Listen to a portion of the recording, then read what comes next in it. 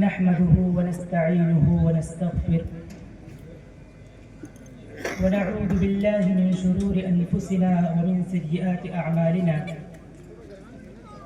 من يهده الله فلا مضل له ومن يضلل فلا هادي له وأشهد أن لا إله إلا الله وحده لا شريك له وأشهد أن محمدا عبده ورسوله أما بعد فإن أصدق الحديث كتاب الله وأحسن الهدي هدي محمد صلى الله عليه وسلم وشر الأمور محدثاتها وكل محدثة بدعة وكل بدعة ضلالة وكل ضلالة في النار.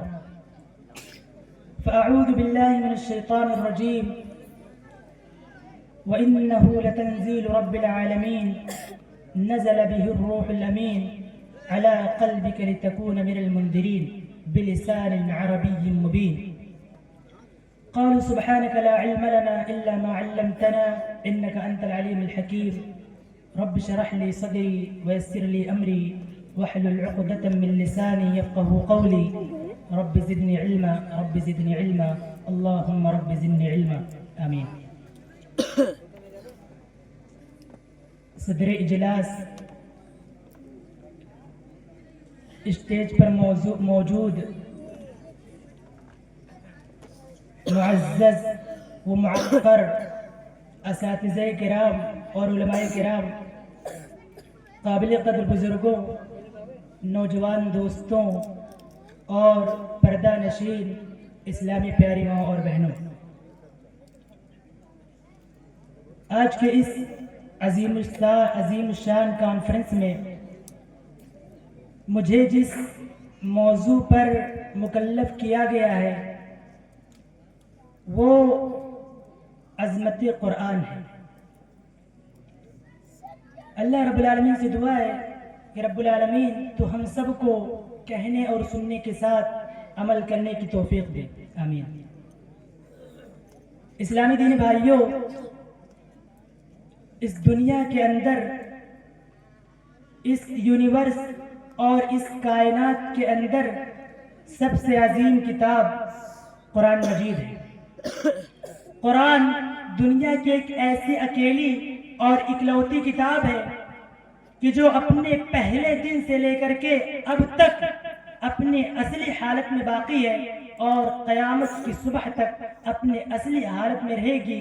اس کا ایک لفظ، ایک نقطہ اور ایک شوشہ بھی بدل نہیں سکتا ہے، کیونکہ قرآن کی حفاظت کی ذمہ داری اللہ رب العالمین نے خود اپنے اوپر لی ہے۔ اللہ رب العالمین نے فرمایا اِنَّا نَحْنُ نَزَّلْنَا الذِّكْرَ وَإِنَّا لَهُ لَحَافِظُونَ، اس قرآن کو ہم نے نازل کیا اور ہم ہی اس کی حفاظت کرنے والے ہیں۔ اور بھی کتابیں اللہ کی طرف سے نازل ہوئی، تورات بھی اللہ کی طرف سے نازل ہوئی، زبور بھی اللہ کی طرف سے نازل ہوئی، انجیل بھی اللہ کی طرف سے نازل ہوئی، صحف موسیٰ، صحف ابراہیم بھی اللہ کی طرف سے نازل ہوئے، لیکن اللہ نے کسی کی حفاظت کی ذمہ داری نہیں لی۔ لیکن قرآن ایک ایسی اکیلی کتاب ہے، اللہ رب العالمین نے فرمایا ہم نے اس کتاب کو نازل کیا اور ہم ہی اس کی حفاظت کرنے والے ہیں۔ میرے بھائیوں، قرآن یہ دنیا کی سب سے عظیم کتاب ہے، اور قرآن یہ ایسی کتاب ہے، یہ ایک ایسی کتاب ہے کہ قرآن، میرے بھائیوں آپ حیران رہ جائیں گے۔ ایک نقطہ آپ کو بتاؤں، یہ قرآن ایک ایسی کتاب ہے کہ جو اپنا تعارف خود کرواتی ہے۔ قرآن ایک ایسی کتاب، ایک نقطہ آپ کو بتاتا ہوں، ذرا غور سے سنیے گا۔ اس دنیا کے اندر جب کوئی کتاب لکھی جاتی ہے تو جو کتاب لکھنے والا ہوتا ہے، جو بڑے سے بڑا رائٹر، بڑے سے بڑا مصنف اور بڑے سے بڑا مؤلف جب کوئی کتاب لکھتا ہے تو اس کتاب کے لکھنے کے شروع میں وہ یہ ضرور کہتا ہے کہ ہو سکتا ہے کہ اس کتاب کے لکھنے میں مجھ سے کوئی غلطی ہو گئی ہو سکتا ہے میں انسان ہوں، مجھ سے کوئی غلطی ہو گئی ہو، میرا اجتہاد غلط رہا ہو، میرے الفاظ غلط رہے ہو سکتا ہے کہ اس کتاب کے اندر کوئی غلطی، کوئی خطا، کوئی لغزش مجھ سے سرزد ہو گئی ہو۔ لیکن قرآن کا کیا معاملہ ہے؟ اللہ رب العالمین قرآن شروع کرتے ہوئے فرما رہا ہے ذالک الکتاب لا ریب فیہ، یہ وہ کتاب ہے کہ جس کے اندر ذرہ برابر بھی شک نہیں ہے۔ اس کے الفاظ کو لے کر کے، اس کی فصاحت کو لے کر کے، اس کی بلاغت کو لے کر کے، اس کے معنی کو لے کر کے، اس کے نقطوں کو لے کر کے اللہ رب العالمین نے فرمایا ذالک الکتاب لا ریب فیہ، کسی بھی طرح کی شک و شبہ کی گنجائش نہیں ہے۔ تو میرے بھائیوں، قرآن یہ دنیا کی سب سے عظیم کتاب ہے۔ یہ ایک ایسی کتاب ہے جو اپنا تعارف خود کرواتی ہے، اپنا انٹروڈکشن خود کرواتی ہے۔ قرآن اپنا تعارف خود کرواتا ہے۔ اللہ رب العالمین نے فرمایا وَإِنَّهُ لَتَنزِيلُ رَبِّ الْعَالَمِينَ نَزَلَ بِهِ الرُّوحُ الْأَمِينُ عَلَى قَلْبِكَ لِتَكُونَ مِنَ الْمُنذِرِينَ بِلِسَانٍ عَرَبِيٍّ مُبِينٍ۔ سوال کیا جائے قرآن کس کے جانب سے نازل ہوا؟ قرآن خود جواب دے رہا ہے وَإِنَّهُ لَتَنزِيلُ رَبِّ الْعَالَمِينَ، قرآن اللہ کی جانب سے نازل کیا گیا۔ کس کے ذریعے نازل کیا گیا؟ نزل بِهِ الرُّوحُ الْأَمِينُ، جبریل علیہ السلام کے ذریعے نازل کیا گیا۔ کس پر نازل کیا گیا؟ عَلَى قَلْبِكَ لِتَكُونَ مِنَ الْمُنذِرِينَ، اللہ کے پیارے نبی جناب محمد رسول اللہ صلی اللہ علیہ وسلم کے پاک دل پر نازل کیا گیا۔ ہاں، کس زبان اور کس لینگویج کے اندر نازل کیا گیا؟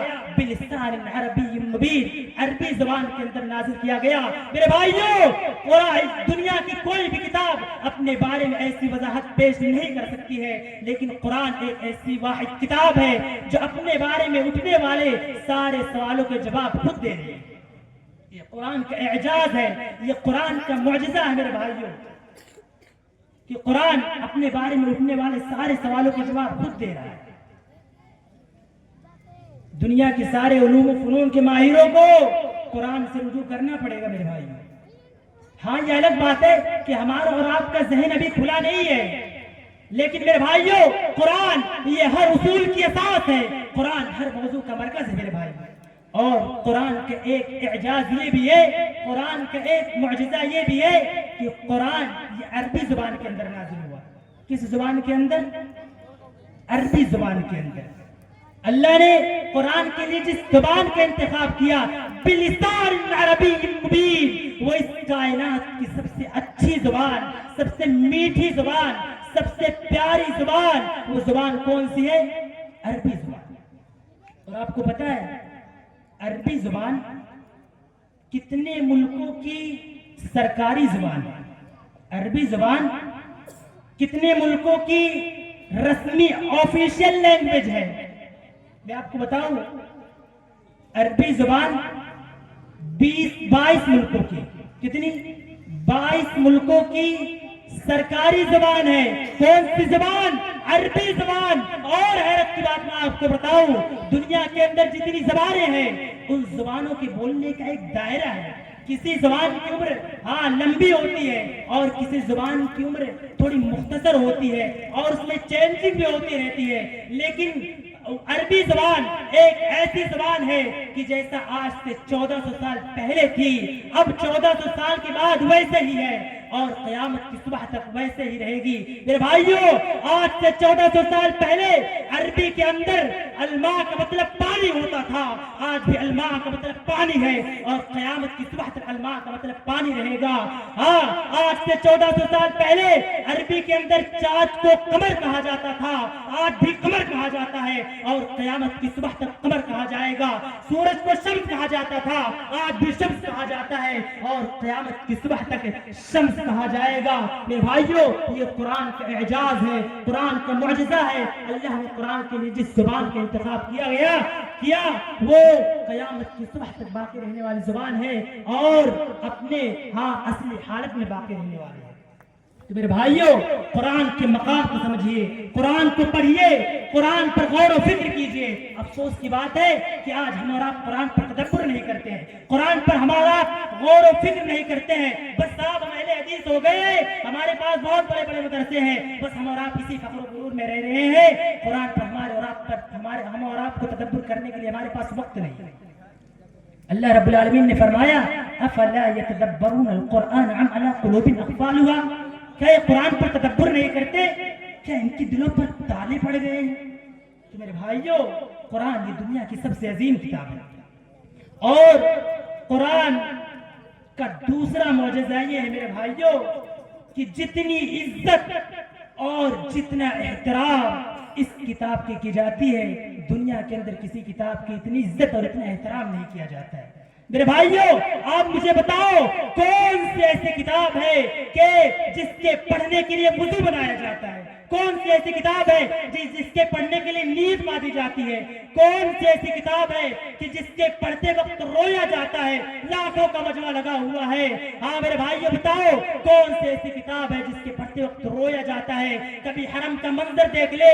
ہاں حرم کا منظر دیکھ لے. 50 لاکھ لوگ موجود ہیں حرم مکی کے اندر. ہاں حرم امام کعبہ نماز پڑھا رہے ہیں, امام حرم نماز پڑھا رہے ہیں, نماز کے اندر رو رہے ہیں, پیچھے سارے مقتدی رو رہے ہیں. میرے بھائیوں بتاؤ کون سی ایسی کتاب ہے کہ جس کے پڑھتے وقت اتنا زیادہ رویا جاتا ہے؟ وہ کوئی اور کتاب نہیں, وہ قرآن مجید ہے. ایک آدمی تھا, محلے میں کوئی اسے جانتا بھی نہیں تھا. وہ اپنے بچے کو مدرسے میں پڑھاتا ہے. اس کا بچہ حافظ قرآن ہو جاتا ہے, حافظ قرآن بن جاتا ہے. پورے گاؤں کے اندر, پورے بستی کے اندر اس کا نام ہوتا ہے کہ اس کا بیٹا حافظ قرآن ہو گیا. اور اس غریب کے بچے کے پیچھے اس محتاج دو وقت کی روٹی کا محتاج اس کے بچے کے پیچھے اپنے بچے کو حافظ قرآن بنا دیتا ہے. اور اس کے بچے کے پیچھے بڑے بڑے امیر, بڑے بڑے دولت مند, بڑے بڑے رئیس, بڑے بڑے سیٹ اس کے بچے کے پیچھے کھڑے ہو کر نماز پڑھتے ہیں. یہ سب کیا ہے میرے بھائی؟ یہ سب کیا ہے؟ جس میں اس لڑکے کا کمال نہیں ہے, یہ قرآن کا اعجاز ہے میرے بھائیوں. جتنی عزت اور جتنا احترام اس کتاب کی جاتی ہے, اس کتاب کی کیا جاتا ہے, دنیا کے اندر کسی کتاب کی اتنی عزت نہیں کی جاتی ہے. تو میرے بھائیوں قرآن کو پڑھیے, قرآن کو سمجھیے, قرآن پر غور و فکر کیجیے. ہمارے اور آپ کے دل نرم ہو جائیں گے, ہمارے دلوں پر پڑے ہوئے تالے کھل جائیں گے. میرے بھائیوں قرآن کو سمجھیے. قرآن کے بارے میں کہنے کے لیے بہت سی باتیں ہیں, لیکن میرے بھائیوں وقت کی نزاکت کچھ ایسی ہے کہ میں اپنے بات کو اور اس سے زیادہ طویل نہیں کر سکتا ہوں. بس آپ سے اتنا کہنا ہے میرے بھائیوں, قرآن کو پڑھیے, قرآن کو سمجھیے. قرآن پڑھنے کی کتاب ہے, قرآن پڑھنے کے ساتھ سمجھنے کی کتاب ہے, اور سمجھنے تدبر کرنے کی کتاب ہے. اور صرف قرآن تدبر ہوئی تک محدود نہیں ہے میرے بھائیوں, بلکہ عمل کرنے کی کتاب ہے. قرآن دلوں کے تالوں کو کھولنے کی کتاب ہے. اللہ رب العالمین نے فرمایا لو انزلنا هذا القرآن على جبل لرأيته خاشعا متصدعا من خشية الله. اللہ نے فرمایا اگر ہم نے اس کتاب کو, اس قرآن کو کسی پہاڑ پر نازل کیا ہوتا تو تم دیکھتے کہ پہاڑ ریزہ ریزہ ہو جاتا, قرآن کی وجہ سے پہاڑ چور چور ہو جاتا. میرے بھائیوں ذرا غور کرو, مجھے بتاؤ کہ جب پہاڑ قرآن کی وجہ سے پہاڑ ریزہ ریزہ ہو سکتا ہے, پہاڑ چور چور ہو سکتا ہے, تو ہمارے دل نرم کیوں نہیں ہو سکتے؟ ہمارے دلوں کی اصلاح کیوں نہیں ہو سکتی ہے؟ جب قرآن کی وجہ سے پہاڑ ریزہ ریزہ ہو سکتا ہے تو ہمارے دلوں کے اندر کی گندگیاں, ہمارے دلوں کے اندر کی حسد, کینہ, کپٹ, میرے بھائیوں یہ کیوں نہیں چور چور ہو سکتے ہیں؟ تو میرے پیاروں, میرے عزیزوں, قرآن سے جڑ جائیے. قرآن کو اپنا اوڑھنا بچھونا, اپنی چادر, اپنا اظہار بنا لو. تمہارا کھانا وہ ہو جو قرآن سکھا رہا ہے, تمہارا پینا وہ ہو جو قرآن سکھا رہا ہے, تمہارا اٹھنا بیٹھنا, تمہارا ملنا وہ ہو جو قرآن سکھا رہا ہے. میرے بھائیوں اللہ نے فرمایا ہم نے اس کتاب کو نازل کیا اور ہم ہی اس کی حفاظت کرنے والے ہیں. اللہ نے مسلمانوں کی حفاظت کی ذمہ داری نہیں لی, لیکن اگر چاہتے ہو کہ اللہ تمہاری بھی حفاظت کرے تو قرآن سے جڑ جائیے. میرے بھائیوں قرآن سے اپنا رابطہ مضبوط کیجئے. میرے بھائیوں قرآن یہ دنیا کی سب سے عظیم کتاب ہے, سب سے عظیم کتاب ہے. قرآن پڑھنے کی کتاب ہے, پڑھنے کے ساتھ سمجھنے کی کتاب ہے, اور سمجھنے کے ساتھ اس پر عمل کرنے کی کتاب. میرے بھائیوں قرآن کے ساتھ عمل کیجئے قرآن کے احکام و مسائل پر. ہاں میرے بھائیوں اب آخر میں اللہ رب العالمین سے دعا ہے کہ رب العالمین ہم سب کو قرآن کے مقام و مرتبے کو سمجھنے کی توفیق دے.